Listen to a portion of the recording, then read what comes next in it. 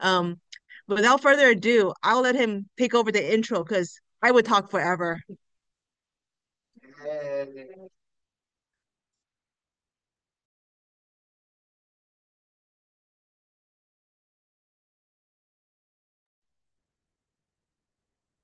So, yeah, so we're switching over to Jeff's mic.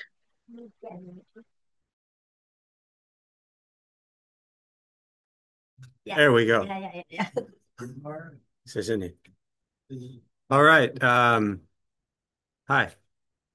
Good evening, everybody. Nice to see you all. Really nice to be here.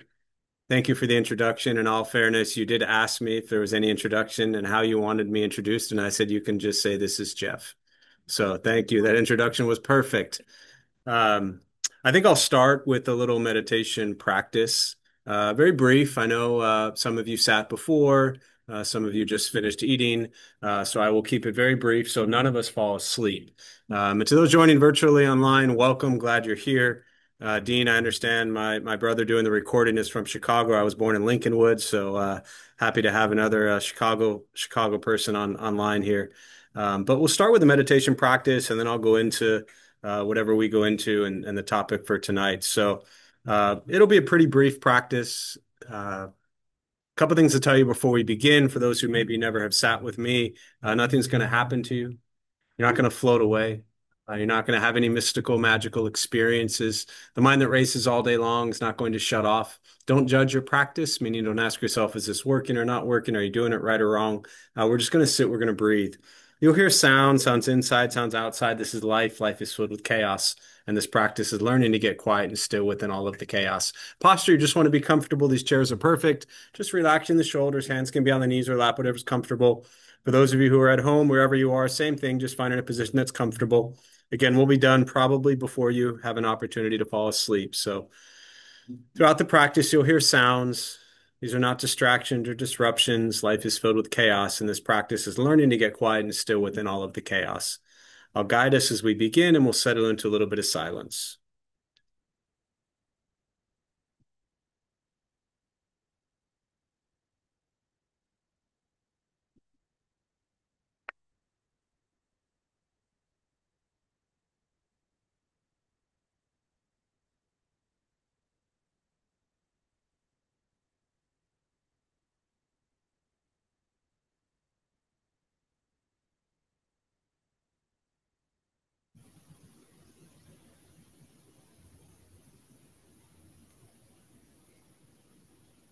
And starting with the eyes closed, if comfortable, or slightly open.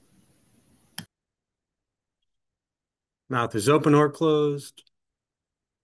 We'll start with taking 3 deep breaths slowly.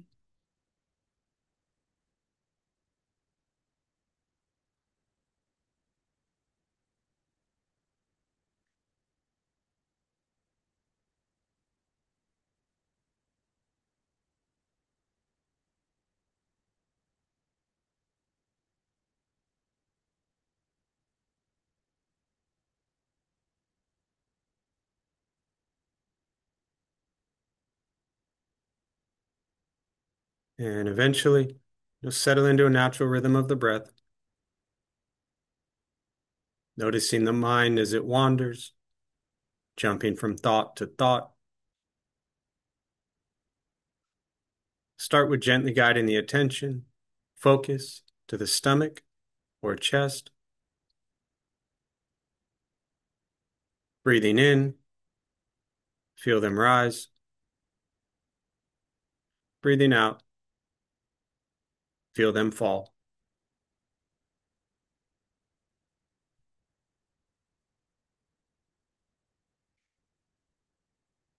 Simply continue this practice, observing sensation of breath, expecting nothing but to sit and breathe.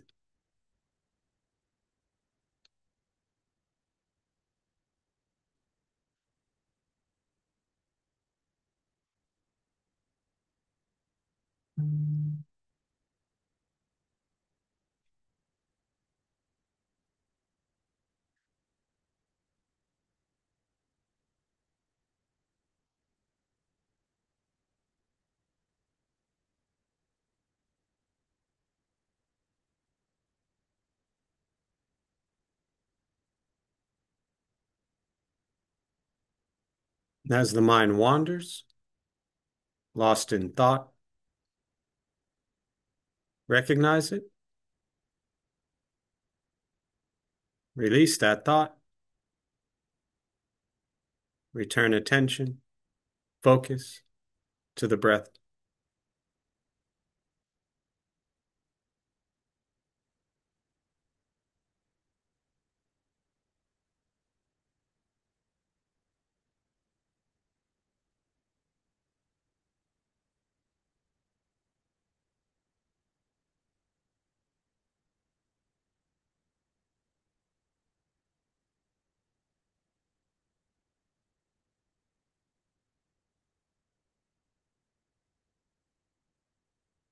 Letting go of expectations, judgments from your practice,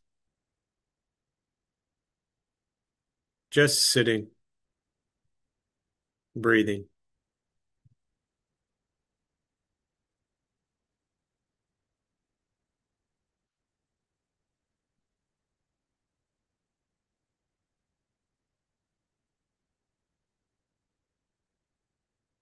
And with the body still, rested,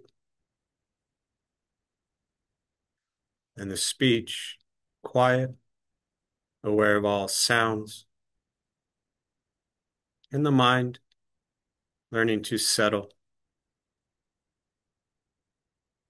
know what it's like to just sit and breathe, knowing with each breath there's nothing else to do, nowhere else to go, and no one else to be. Everything beautiful, exactly as it is. Sitting, breathing.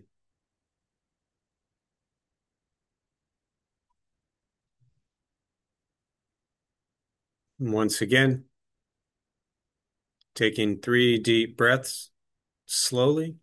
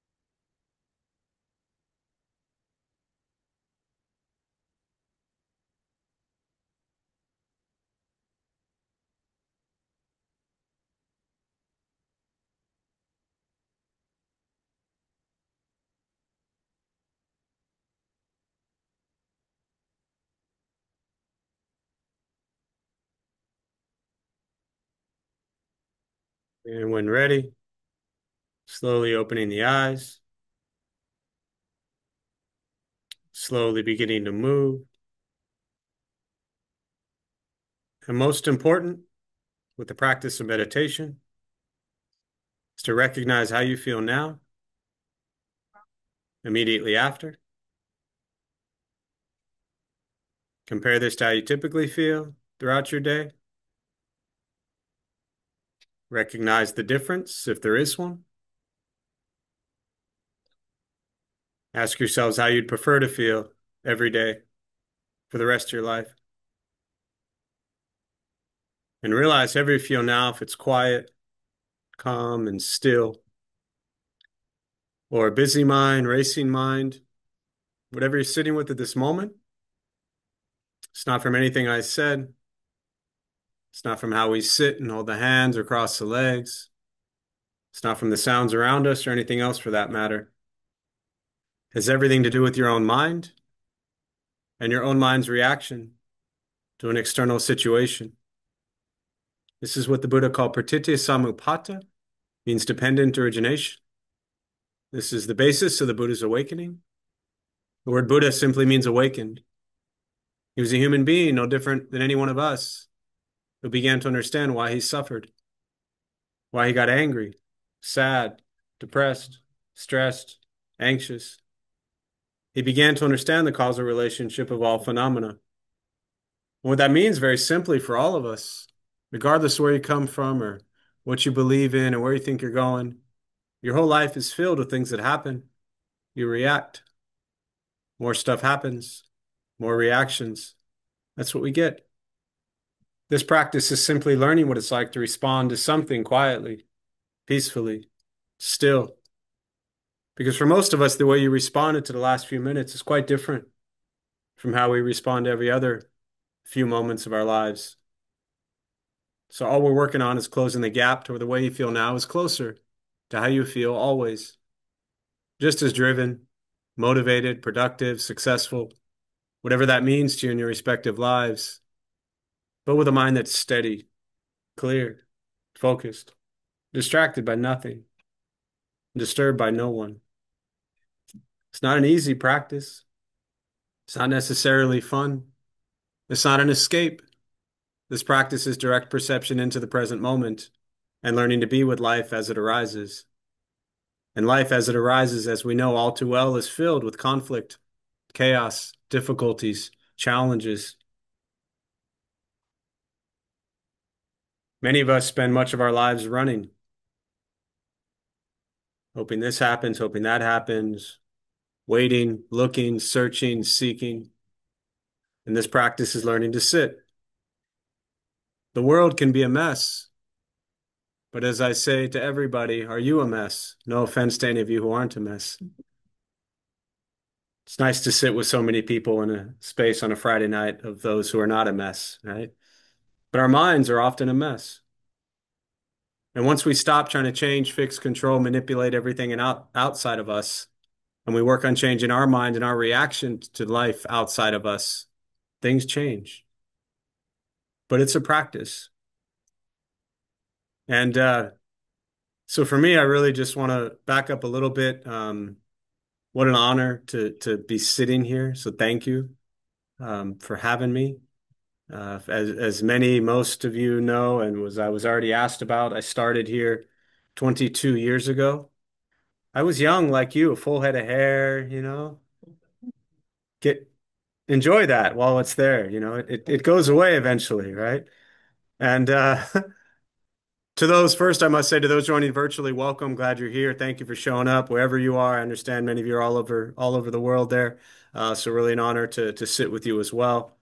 Um, but yeah, 22 years ago, I started here. Uh, I grew up, I won't tell my whole life story, but I'm going to run through it very quickly because the topic tonight is really Buddhism in daily life.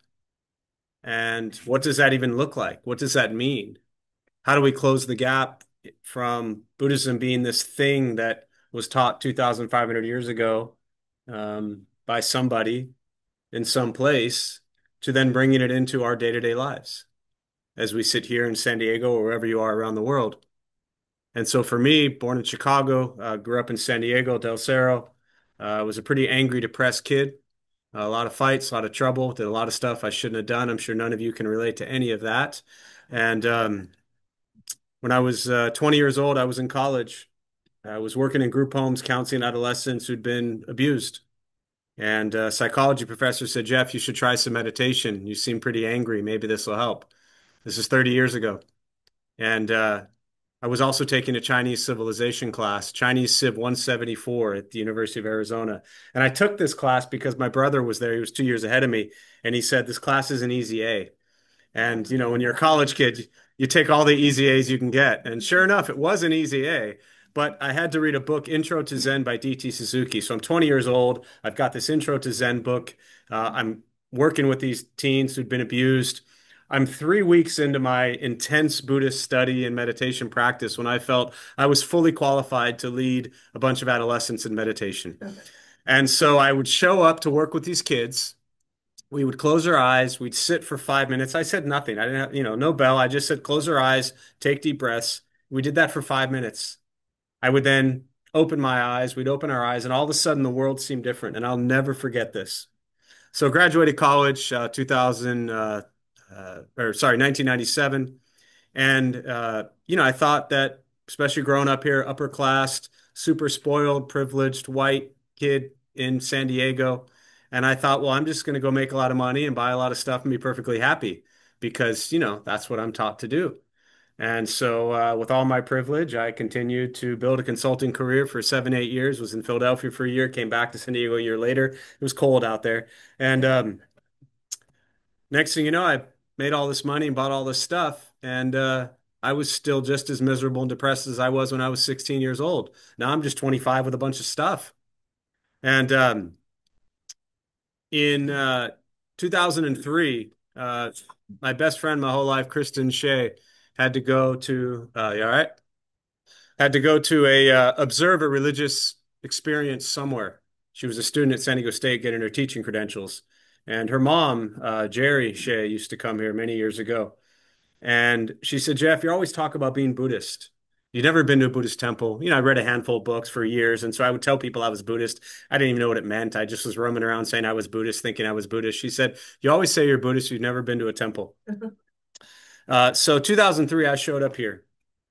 And I will never forget, I get goosebumps literally every time I come in here, but sitting down up in the main hall on the left side, looking up at the Buddhist statue, and this feeling, just the entire weight of the world fell off of my shoulders. And at the end of that night, I talked to Venerable Ijur. Some of you old timers around here would remember her. Um, and she'd been here maybe 12 years. Got to know her. And I said, tomorrow, I'll be back. 6 months go by. I never came back. And I was out one night downtown waiting to get into some club.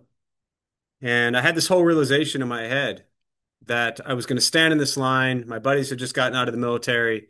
I was going to buy us all drinks. We were going to drink too many of them. I was going to run around and do a bunch of stuff I shouldn't do. And I was going to wake up the next day and feel like crap because that was what I was used to. And that's what happened. I didn't get out of line, right? I had that realization that that's what was going to happen, and instead of getting out of line, I went ahead, and that's exactly what happened. And I woke up the next day at about noon, and my first thought was I have a headache because it was noon and I'd probably been up all night.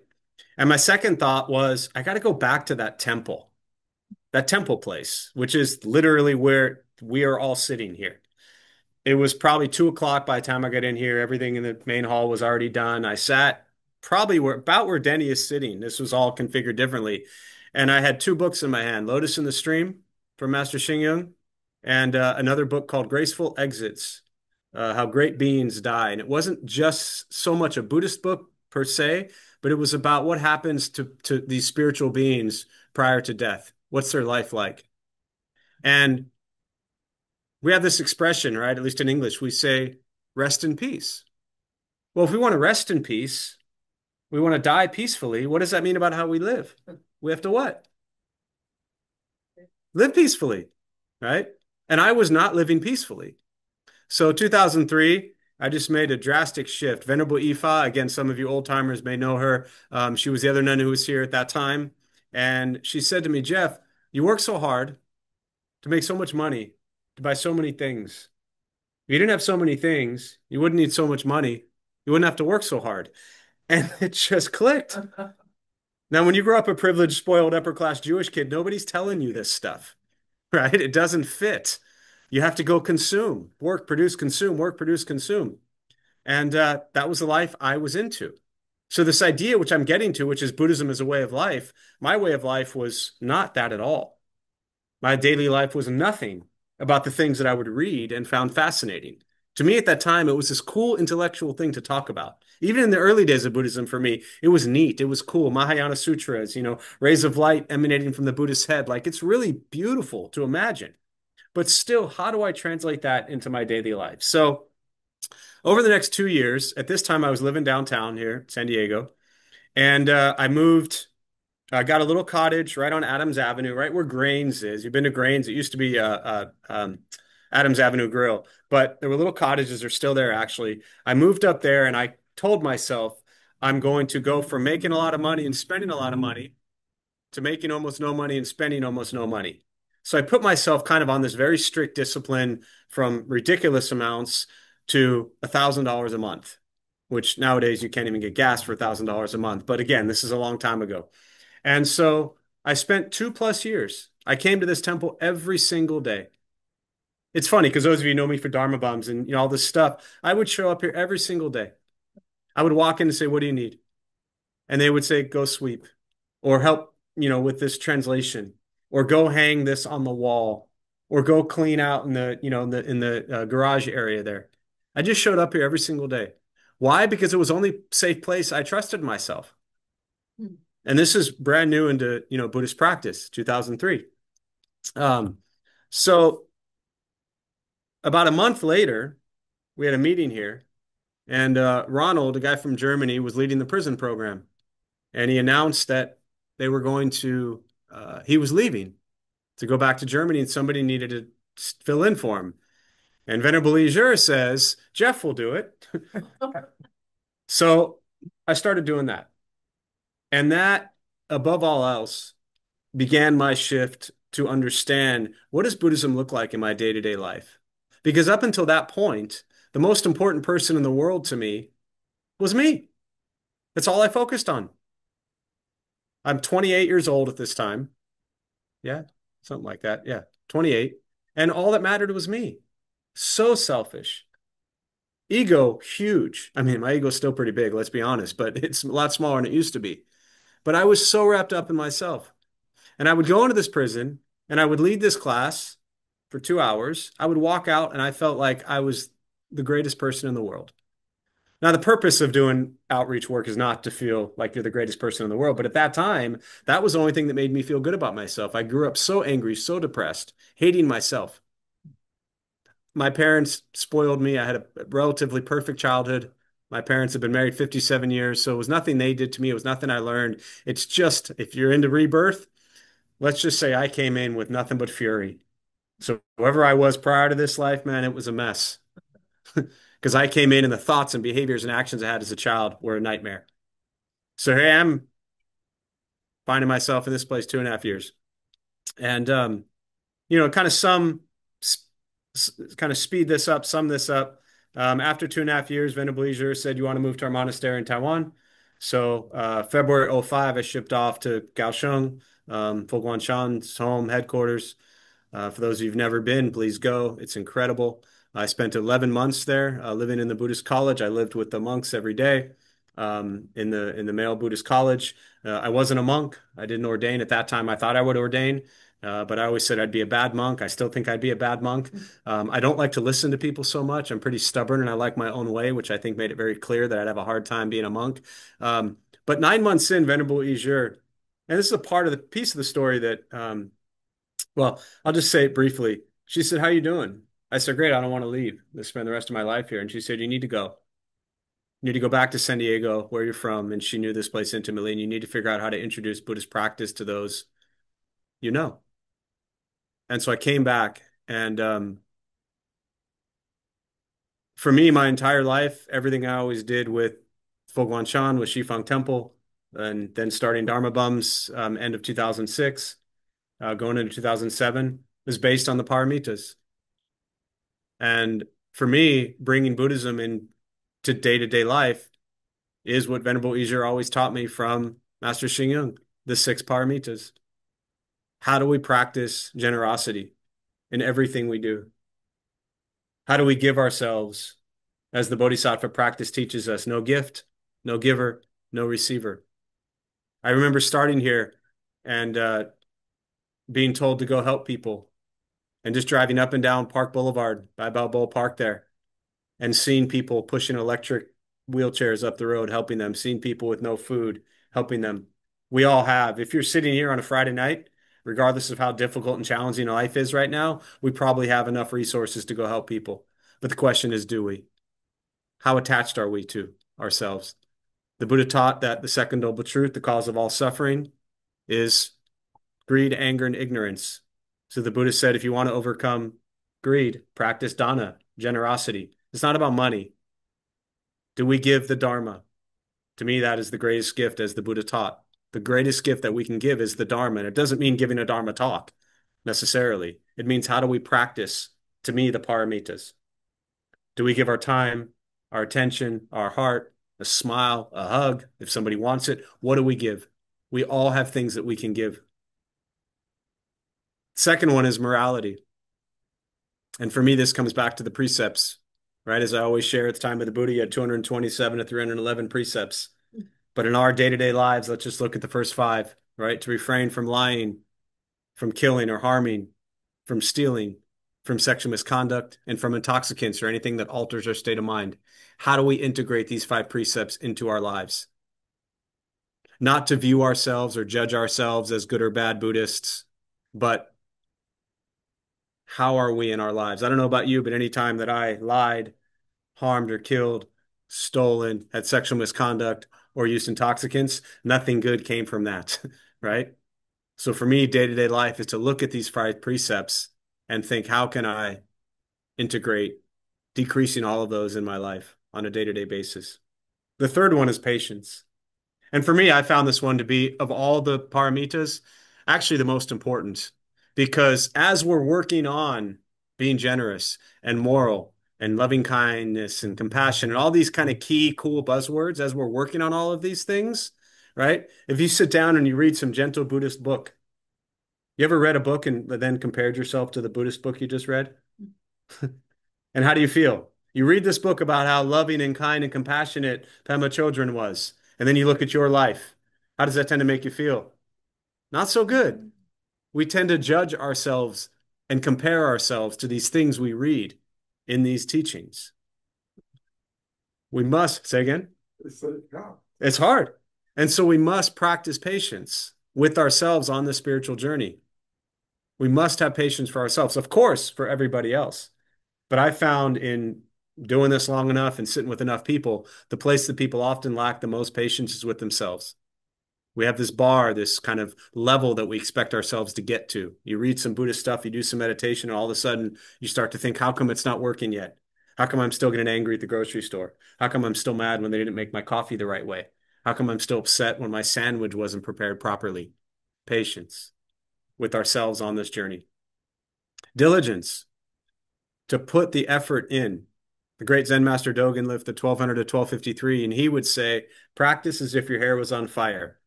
Now, as I alluded to, some of us don't have to worry about that so much, right?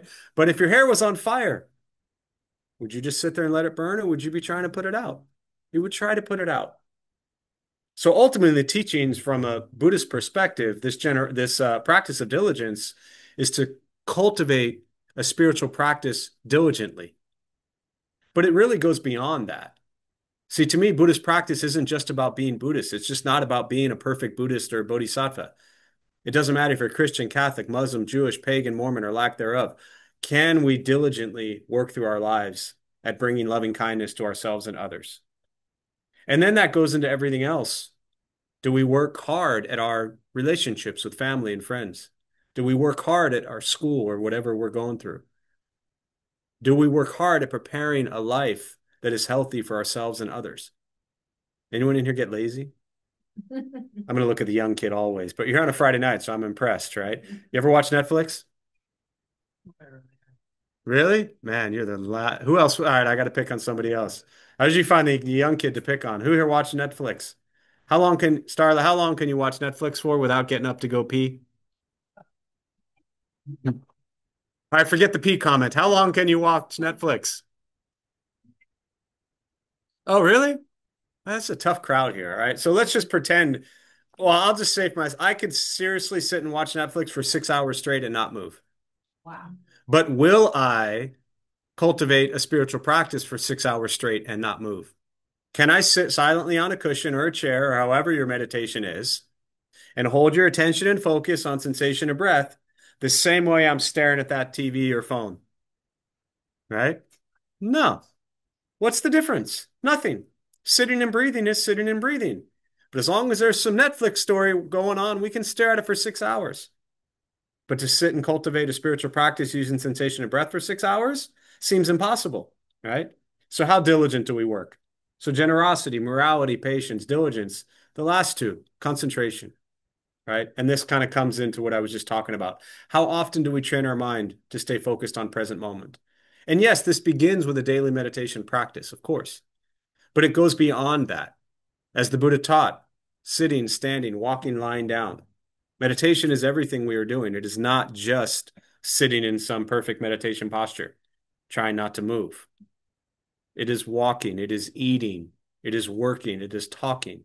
It is everything it is Netflix, right? It is everything we were doing. Can we concentrate and focus on the present moment? When we get angry, when we get sad, when we get depressed. Anyone in here deal with sadness, anger, and depression? When we get these emotions, where's our mind very often? Thinking about something that happened at what point in time?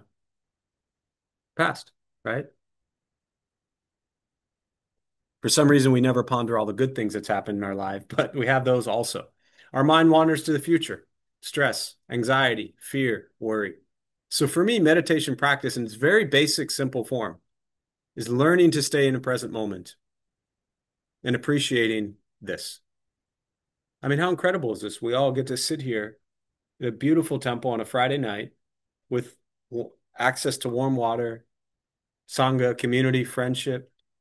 How beautiful is this? Can we just appreciate that? Can we concentrate and focus on this moment as if this is the only thing that matters?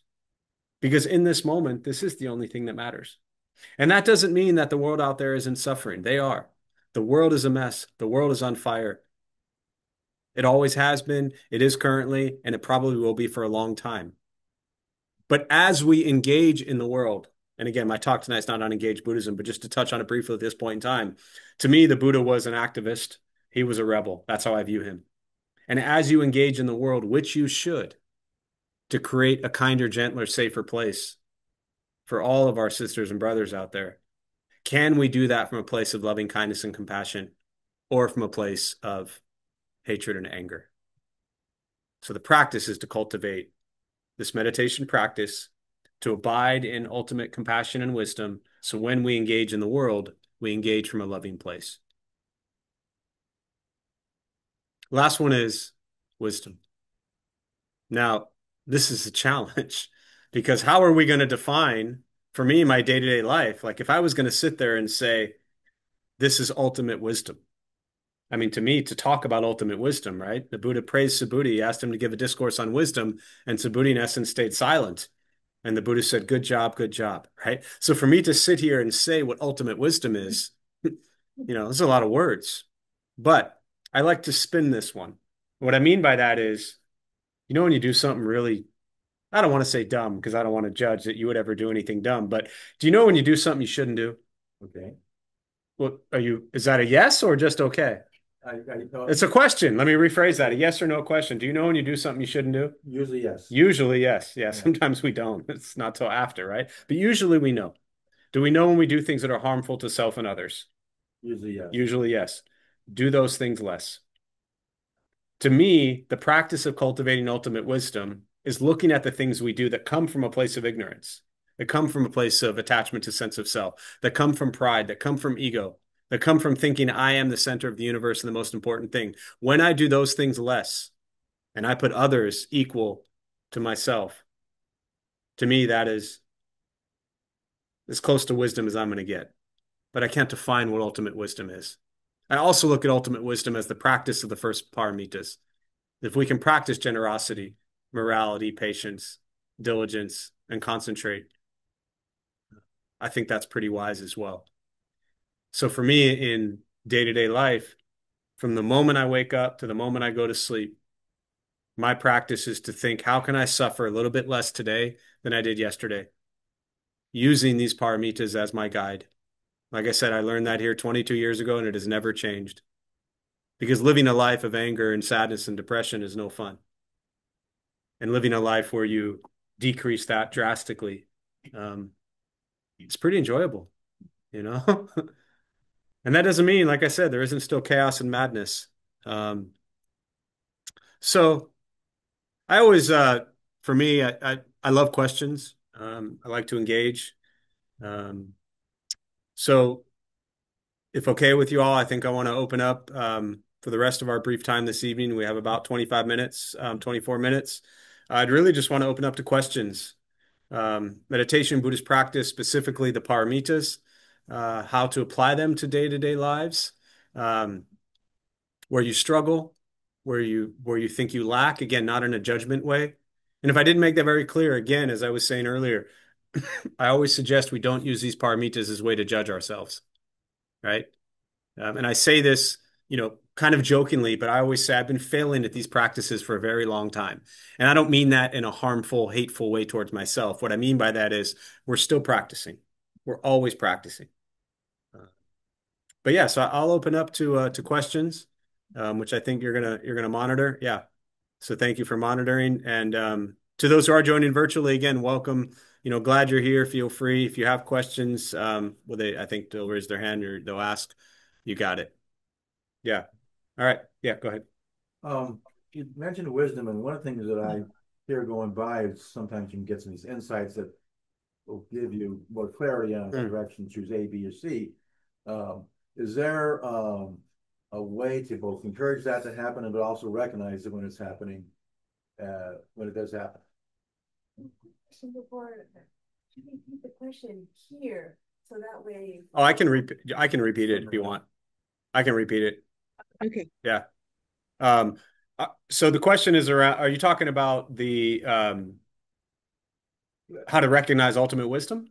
Yeah, and the insights that can come up. Okay. From that. Yeah. Yeah. So the question is, in essence, how do you recognize ultimate wisdom and insights that come from it when you're in it? I think yes.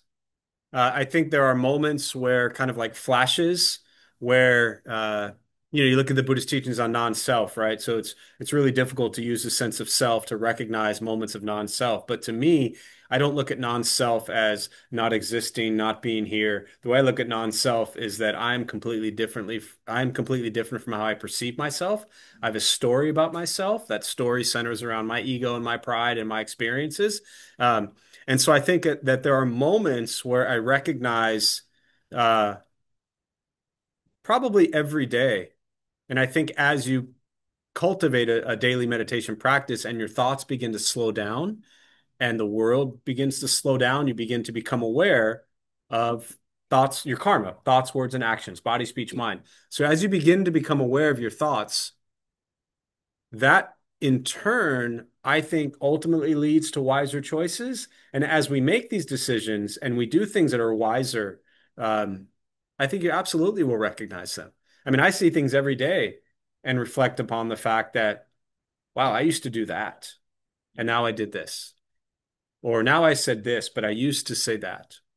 And I think it's just in a very conventional, unenlightened human interaction with the world. I think it's important to recognize, I don't like progress in Buddhism, but I'll use that word to kind of illustrate this. I think it's important to give yourself some credit because, again, just my experience, but I find that many Western people who end up in Buddhist practice later on in life, which, for the most part, if you grew up in this country, you didn't grow up Buddhist, right? A very small percentage.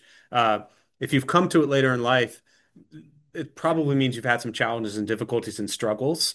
And so you're very often someone who has been hard on themselves their whole life.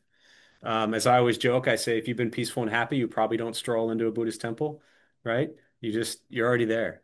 But most Western people are looking for that. So don't be afraid to recognize it, honor it, kind of, pat yourself on the back, so to speak.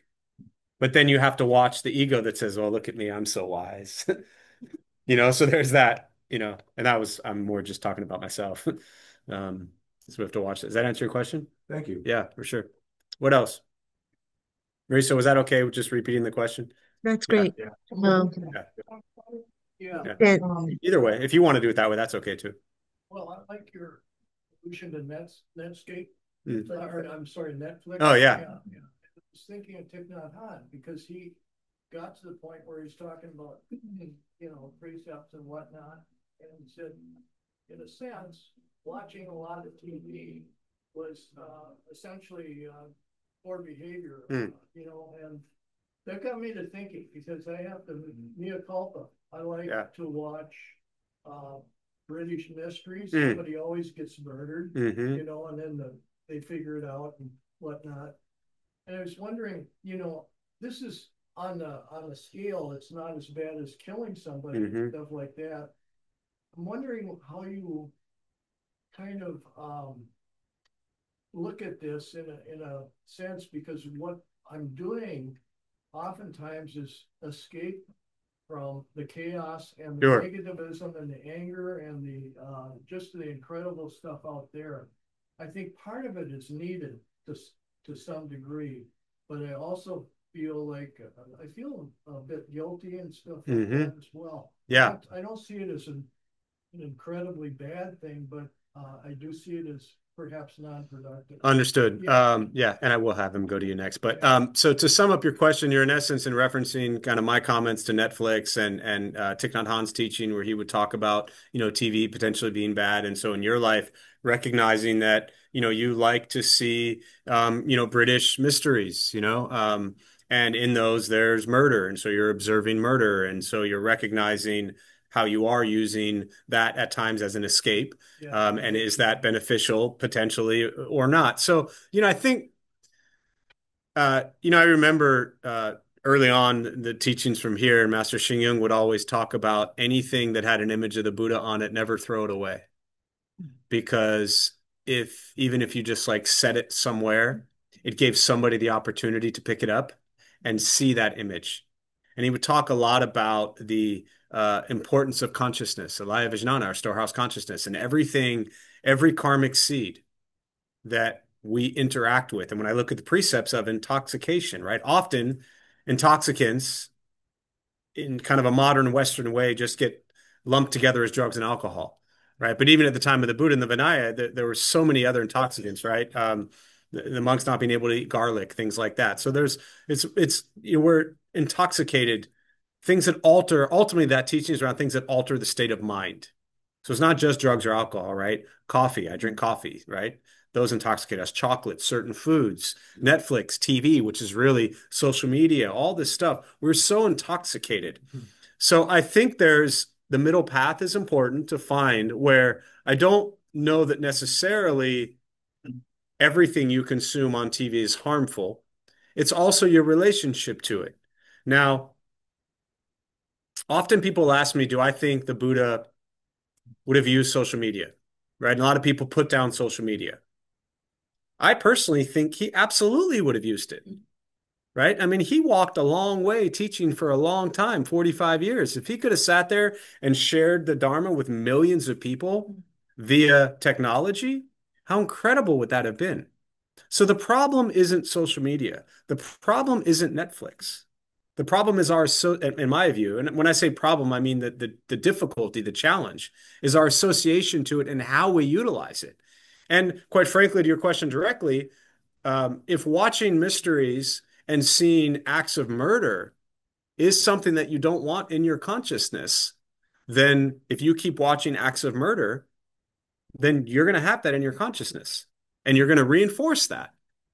But I also caution you to not judge yourself and think, well, I'm a bad person because I'm watching, Paro or whatever it is. I used to watch Inspector Paro. I love that show.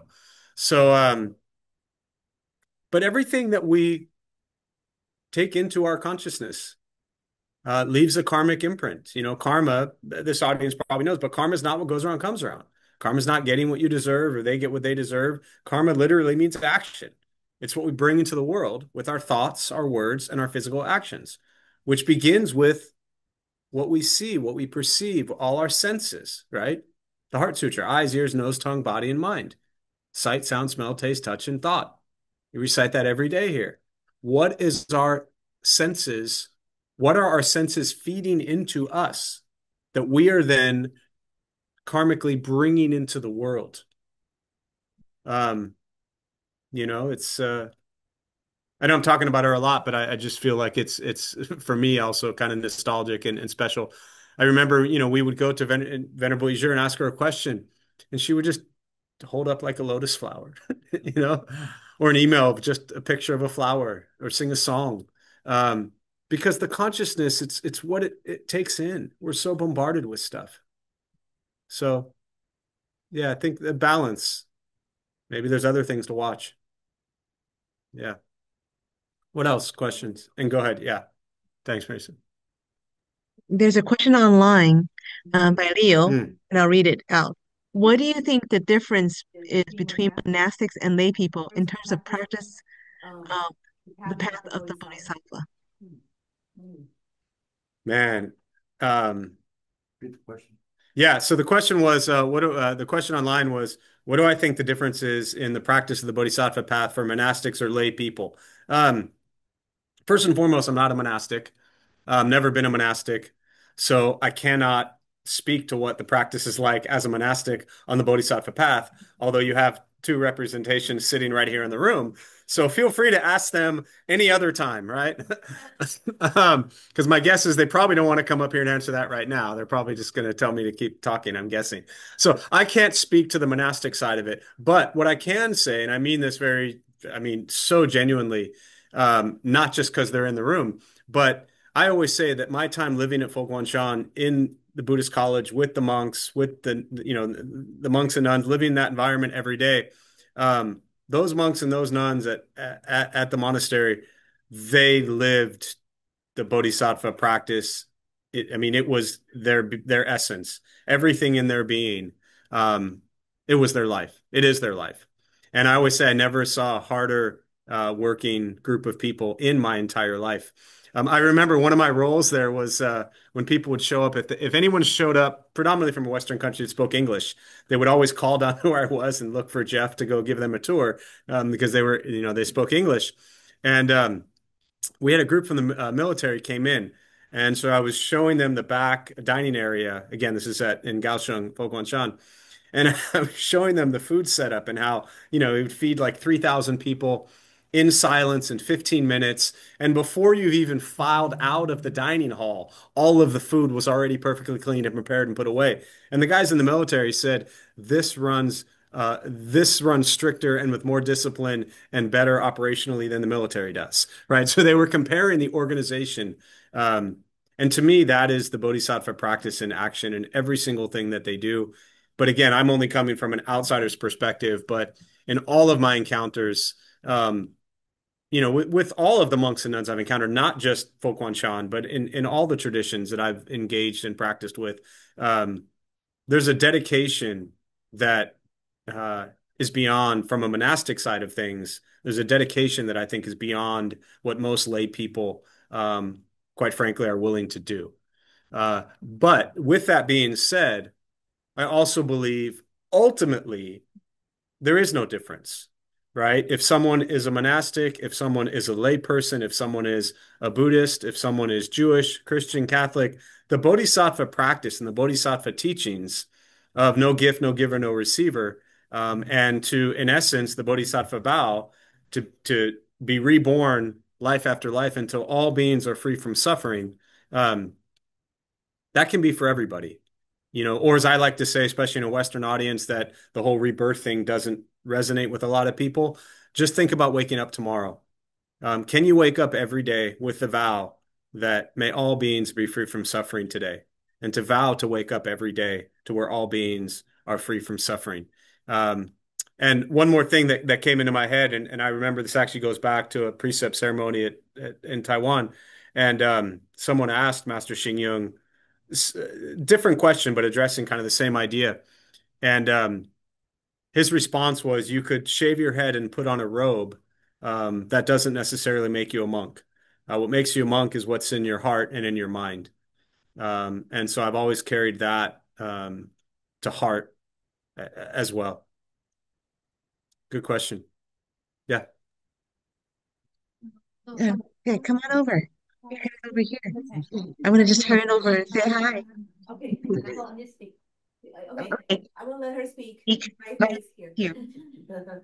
So in psychotherapy, they say that there are no bad emotions, there are no good emotions.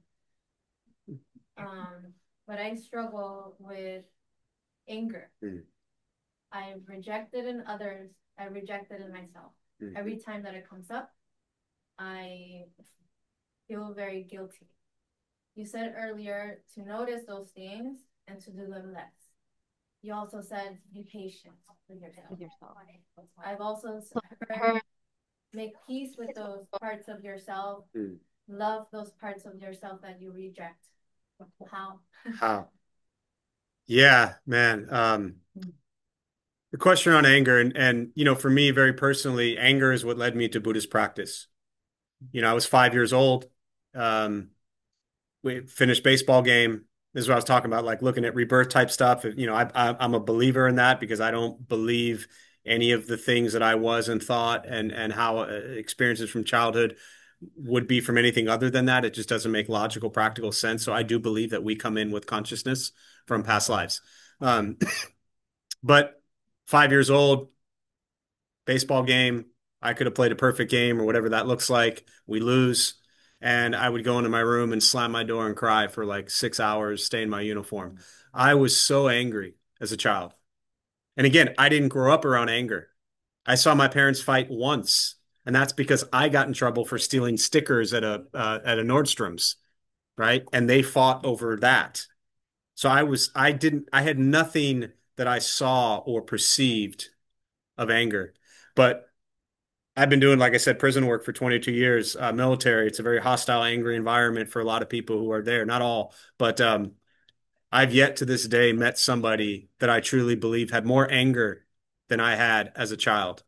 So much anger and rage. I know it's really hard to maybe think like, oh, here's this nice, sweet Buddhist guy, and look at him. I mean, I was so violent, like truly, um, and fighting constantly, punching people and things constantly. Always had a baseball bat in my car, and it wasn't just to go hit baseballs. I never hit people with it. But I share all that because it, for me, this practice is what worked. But I'm not going to tell you to love that part. Everything you just said, I don't want to contradict it or completely disagree with it, but I don't necessarily believe or practice kind of the Western psychology around dealing with anger. Um, I'm at peace with things I've done in the past, but that anger isn't there today. The passion is there, the fire is there, the intensity is there, but there's no anger. Um, I'm not going to love that anger because it's terrible. And I understand loving everyone and everything, even those that harm you, but I'm talking about this emotion. I'm not going to give love for me personally, right? There's a very personal question because I wasn't going to love that anger because if I'm going to love that anger, that means I'm going to accept it. No, what I'm going to understand is two things on the Buddhist teachings: impermanence. Understand that anger is not, what's your name? Monica. That anger is not you. That anger is an emotion. It is an experience, but it's not you. It doesn't define you. It's not who you are. It is something that has existed in you for a very long time, and it may stay for a while. You don't have to like it. Not liking my anger is actually what led me. The Buddha talks about craving lead or desire and craving lead to suffering, but there are healthy desires and craving. The desire to be angry less is a healthy desire. Do not love your anger. Work diligently to overcome it. Now, the Buddhist teachings on the Second Noble Truth, as I said earlier, is to practice compassion. You ever done anything that helps somebody? When you help somebody, how do you feel? The heart expands. Do that constantly. I'm not even like, I'm covered in goosebumps. I showed up here, this place, this temple every single day for 2.5 years, filled with anger and hatred and rage. And I just did everything I could to go help people because when I helped people, you know who I wasn't focused on? Me. And I had spent 28 years of my life focused on me, and I was angry and pissed off and miserable every single day. But when I helped people, I felt better. So the impermanence, it will change. It will go away. It is temporary. It might stay for a long time. The second thing is patience. Be patient with yourself. It's not popping a pill and making everything better.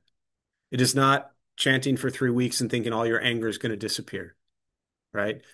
An angry person who meditates is just an angry meditator. So all the meditation in the world, that in and of itself is not going to cure the anger. To me, do compassionate acts and go help people. When you help people, you feel good. When you feel good, you tend to like yourself a little more. Most people who have tremendous anger don't like themselves. And so everything they do comes from a place of self-hatred. I mean, I could go on for like 6 hours on this topic, truly. But be patient, help people. Maybe this is a different, taking it a different Yeah. direction, but you asked me how does it feel to help others? Sometimes it doesn't feel good. That's okay. So what? Keep doing it. Keep doing it. You brush your teeth every day? It's just a habit, right? Every single day you do it. Why? Because long term, it's good for you. Helping people is not going to be bad for you. You don't have to like it. Keep doing it. Be patient. Yeah. Yeah. In the same way, because I feel too the anger. I think that the origin of this one is the attachment. Of course. And Yeah. when you lost this kind of attachment is when you feel attack of the two. And Yeah. then you feel these feelings. Yeah. But when you, every single moment, in my case I did, you say, thanks, my God, for Yes. to have this part of my life. Yeah. And then and in each moment, you continually say thanks, Yes. thanks, you changing every moment Yes. your behavior. Yes. Because in the moment you receive the attack, you in this moment you say it's not attack. It's Yeah. my response. Mhm. This qualification of how is it I receiving this. Yeah. So to paraphrase for those virtually, the comment is around the anger, the root of it coming from attachment. And ultimately, yes, to sum this up, just very technical, fundamental Buddhist teachings is that we have this attachment to our sense of self. That is our greatest sense of attachment, is a sense of self, the I, me. And very often that sense of self involves a story. There's a story we've told ourselves about ourselves our entire lives, and we don't often like that story. So we're operating from that story we've been telling ourselves, which is not a pleasant story. And if you've hated yourself for your entire life, it's not so easy to just wake up one day and all of a sudden have love and compassion for yourself and others. And I can sit here all day long and say you must have love and compassion for self first, but those are just words. For me, the only way to have love and compassion for myself was to actually do things that benefited others, even if I didn't want to. I remember days going to the prison. I didn't want to go. I was angry and miserable and pissed off and depressed. I didn't want to go help anybody, but I went because they needed it. It wasn't about me anymore. When you make life not about you, to me, you're putting this practice into life. And I do want to, we have 1 minute left and I want to stick to time. So, any final brief question before we close? Here, I'll throw one in. Yeah. How do you not not be selfish? selfish, but My my whole whole point point of going to to Buddhism Buddhism is is to be happier, happier, to be less less angry, angry, to to eat eat more. Yeah. By the way, like I mean, like like if my goal was to like make myself a happier, joyful more person. Great. How is that not focused on self yet? You know, like this is Great. where sometimes I wonder. Yeah. No, keep going. Short answer, you're great. Right? Like I said, as the Buddha taught, craving, desire leads to suffering. But if the Buddha didn't crave and desire to end suffering, he never would have ended suffering. He taught for 45 years so people could figure out how to end suffering. Right? Again, a Dogen teaching, but you have to get to know the self before you get rid of the self. So you must get to know that sense of self that has happiness and sadness and joy and sorrow and pleasure and pain and good and bad and right and wrong. This is a conventional world we live in. Buddhist teachings are ultimate reality. We're in conventional reality. Conventional reality is everything you just described. So my suggestion in brief is do not think that you're being like a bad Buddhist or bad person because you want to be happy, but understand what makes you happy. That's the practice. We all want to suffer less or none of us would be here. Truly. Right? But it takes patience. So I'm gonna Should we close? Thank you, Yeah. Jeff. I'm going to close on that note with a transfer of merit. We'll join palms. May any merit gained from this practice be transferred to all beings in all directions. May all beings be at peace. May all be free from suffering.